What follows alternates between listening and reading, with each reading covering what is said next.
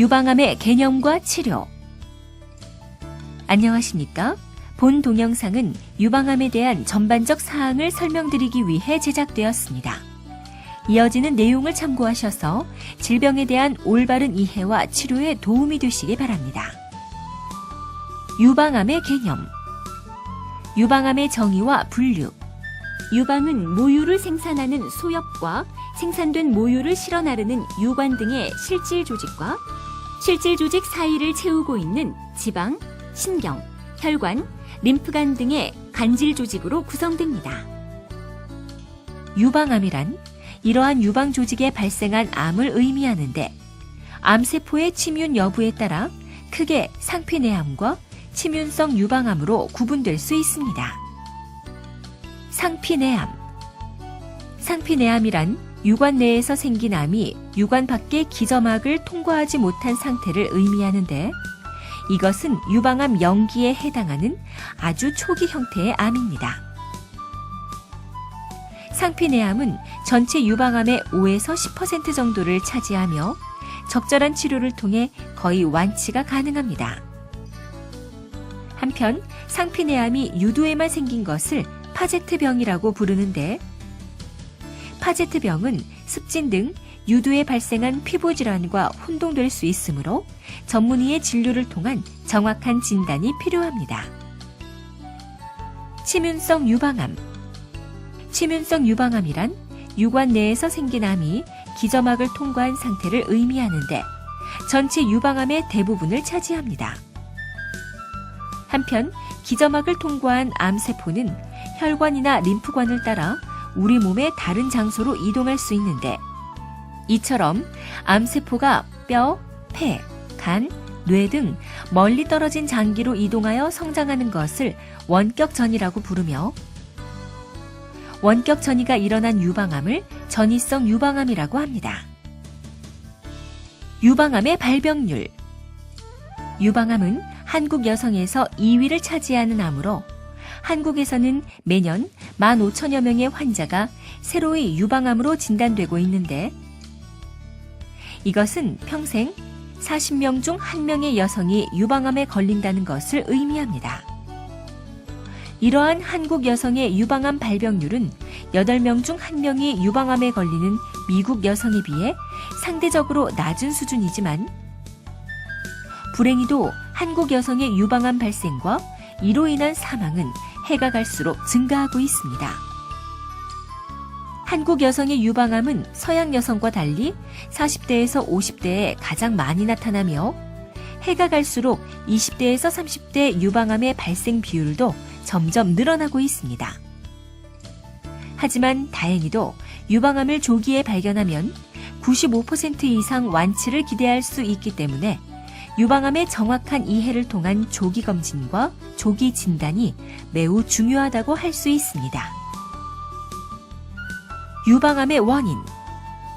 유방암은 모든 암 중에서 가장 연구가 많이 된 암 중의 하나이며 특정한 단일 원인보다는 환경적 요인과 유전적 요인이 복합적으로 작용하여 발생하는 것으로 생각되고 있습니다.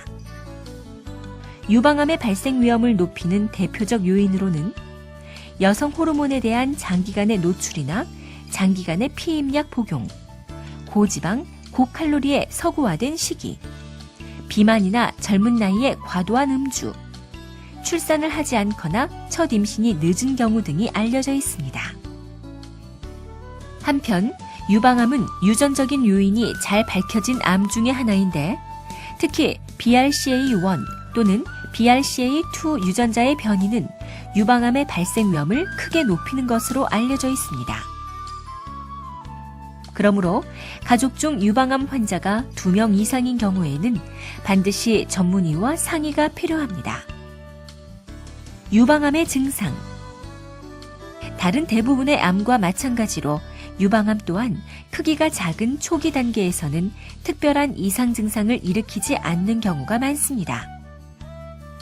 하지만 종양이 성장함에 따라 유방에 멍울이 만져지거나 피부 함몰 등이 나타날 수 있으며 환자에 따라서는 유두에서 분비물이 나오거나 피부 변화가 관찰되기도 합니다. 유방암의 치료. 유방암의 치료 방법은 크게 수술적 치료와 내과적 치료 방법인 항암 화학요법과 호르몬 요법, 그리고 방사선 치료 등으로 구분될 수 있으며 치료 과정에서 다양한 신체 장애가 발생한 경우에는 적절한 재활 치료가 필요할 수 있습니다. 수술적 치료. 유방암의 수술적 치료는 종양의 종류나 진행 정도, 환자의 나이, 심리적 요인 등을 종합적으로 고려하여 결정됩니다. 유방 전절제술. 종양의 크기와 위치, 개수 등을 고려하여 유방을 보존하기 어렵다고 판단될 경우에는 유방 전체를 절제하는 유방 전절제술을 시행하게 됩니다. 수술에 소요되는 시간은 약 3시간 정도이고 수술과 마취 후에는 1시간 정도의 회복 시간이 필요하며 일반적으로 수술 후 3, 4일 정도가 지나면 퇴원이 가능합니다. 유방보존술.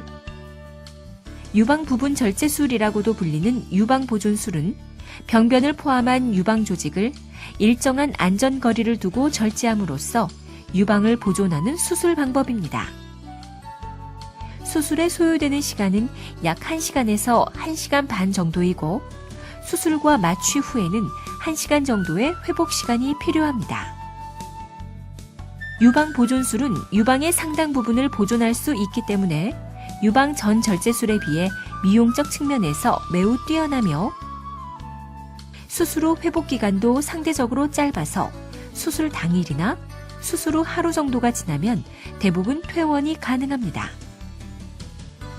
그러나 유방보존술 후 수술 절제면에 암세포가 존재하는 경우에는 추가적인 절제가 필요할 수 있으며 남아있는 유방조직에서 암이 재발할 위험을 줄이기 위해 수술 후 방사선 치료를 시행해야 합니다. 한편 유방 전절제술을 시행한 경우와 유방보존술 및 방사선 치료를 시행한 경우는 둘 다 동일한 치료 성적과 예후를 나타내기 때문에 의료진과 충분한 상의를 통해 본인에게 가장 적절한 치료 방법을 선택하는 것이 중요합니다. 감시 림프절 생검.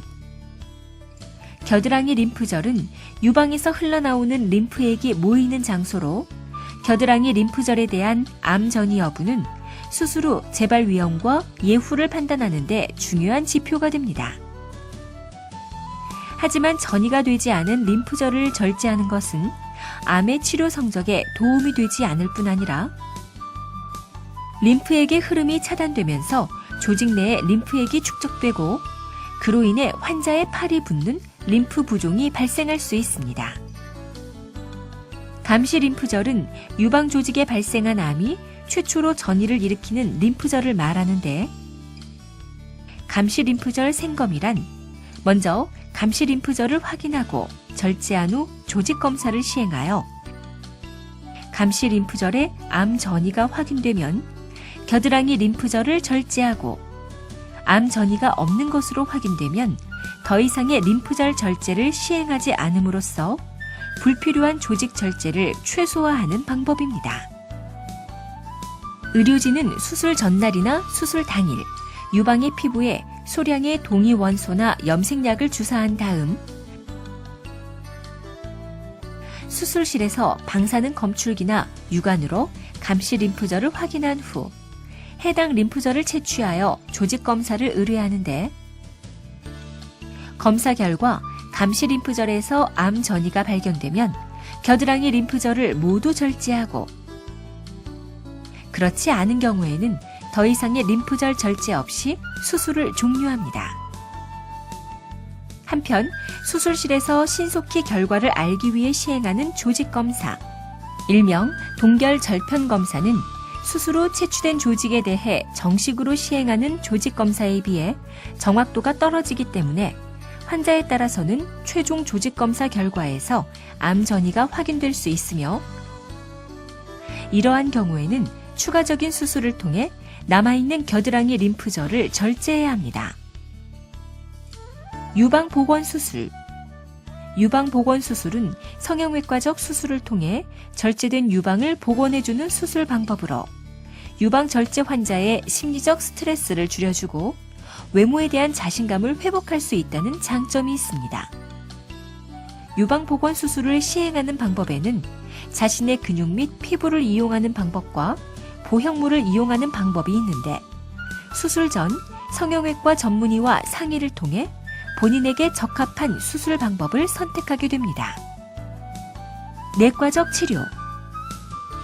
처음 발생한 부위에서 덩어리를 형성하며 성장하던 암세포는 크기가 커짐에 따라 혈관이나 림프관을 침범, 혈액이나 림프액을 따라 다른 조직이나 장기에 전이를 일으킵니다. 수술이나 방사선 치료는 특정 부위의 암세포만을 제거할 수 있는 국소적 치료법에 해당합니다. 그러므로 전신의 다른 조직이나 장기에 퍼져나간 암세포를 제거하기 위해서는 항암화학요법이나 호르몬요법 등의 전신적 치료법이 필요합니다. 하지만 모든 유방암 환자가 이러한 전신적 치료법을 시행하는 것은 아니며 치료 전 혈액종양내과 전문의와 상의를 통해 필요시 항암화학요법이나 호르몬 치료 또는 이 두 가지 치료 모두를 시행하게 됩니다. 항암화학요법. 항암제 치료라고도 불리는 항암화학요법은 암세포를 파괴하거나 성장을 멈추게 하는 항암제를 투여함으로써 암을 치료하는 방법입니다. 유방절제 수술로 절제된 조직은 병리과로 의뢰되어 조직 검사를 시행하며 종양의 크기와 림프절의 전이 개수 등에 따라 병기가 결정되는데 의료진은 환자의 병기와 환자의 상태 등을 종합적으로 고려한 후 항암화학요법의 시행 여부를 결정합니다. 호르몬요법. 유방암의 발생과 성장에는 여성 호르몬이 영향을 미치는데 수술 후 유방암 조직에서 여성 호르몬 수용체가 양성인 경우에는 여성 호르몬의 효과를 차단하는 호르몬요법을 시행할 수 있습니다. 방사선 치료. 방사선 치료는 암을 치료하기 위해 고에너지의 방사선을 이용하는 치료 방법입니다. 방사선 치료의 원리는 방사선 손상 후 정상세포에 비해 암세포의 회복 속도가 느린 점을 이용, 일정한 간격으로 여러 번 반복해서 방사선을 조사함으로써 정상세포의 손상은 최소화하면서 암세포를 선택적으로 파괴시킵니다. 재활치료. 유방암의 수술 후에는 어깨나 팔에 다양한 장애가 나타날 수 있는데 특히 수술 중 신경이나 근육에 손상이 발생한 경우에는 운동장애나 감각 이상이, 림프절을 절제하거나 림프관이 손상된 경우에는 림프 부종 등이 발생할 수 있습니다. 이러한 장애들의 대부분은 시간이 지나면서 서서히 회복되는데 환자에 따라서는 적절한 재활치료를 통해 도움을 받을 수 있습니다. 유방암의 예후. 유방암은 조기에 발견할 경우 비교적 치료가 잘 되는 암으로 치료 후 5년 생존율이 평균 76% 정도에 달하고 특히 영기암에 해당하는 상피내암과 일기암의 경우에는 98에서 100%의 5년 생존율을 보이고 있습니다. 그러므로 설령 유방암이 진단되었다고 하더라도 너무 걱정하지 마시고 정확한 진단과 적절한 치료를 통해 충분히 좋은 결과를 얻을 수 있다는 점을 반드시 기억하시기 바랍니다. 유방암의 예방. 현재까지 유방암을 100% 예방할 수 있는 방법은 밝혀지지 않았습니다. 그러므로 유방암의 위험 인자를 잘 이해하고 건강한 생활 습관을 갖는 것이 중요합니다. 규칙적인 운동과 적정 체중을 유지하는 것이 중요합니다. 비만은 유방암의 위험 요인이 될 수 있을 뿐 아니라 고혈압이나 당뇨, 고지혈증 등 성인병의 원인이 됩니다. 지속적인 알코올 섭취는 유방암의 발생 위험을 증가시키므로 지나친 음주는 피해야 합니다. 한편 유방암의 상당수는 이러한 위험인자 없이도 발생할 수 있습니다. 그러므로 다음의 조기검진 권고안을 그대로 지키는 것이 중요합니다. 조기검진. 미국 국립암연구소에서는 40세 이상의 여성들에게 1, 2년에 한 번씩 유방 촬영술을 시행할 것을 권고하고 있습니다. 하지만 우리나라 여성은 서양 여성에 비해 비교적 젊은 연령대에서 유방암이 자주 발생할 뿐 아니라 유방 조직이 치밀하기 때문에 한국유방암학회에서는 다음과 같은 유방암 검진안을 권고하고 있습니다. 30세 이상의 여성은 매월 유방 자가 검진을 시행합니다. 35세 이상의 여성은 2년 간격으로 의사에 의한 임상 진찰을 시행합니다. 40세 이상의 여성은 1, 2년 간격으로 의사에 의한 임상 진찰 및 유방 촬영술을 시행합니다. 그리고 유방암 고위험군에 해당하는 사람은 전문가와 상의를 통해 별도의 검진 계획을 세우도록 합니다. 지금까지 유방암에 대한 전반적 사항을 설명드렸습니다. 감사합니다.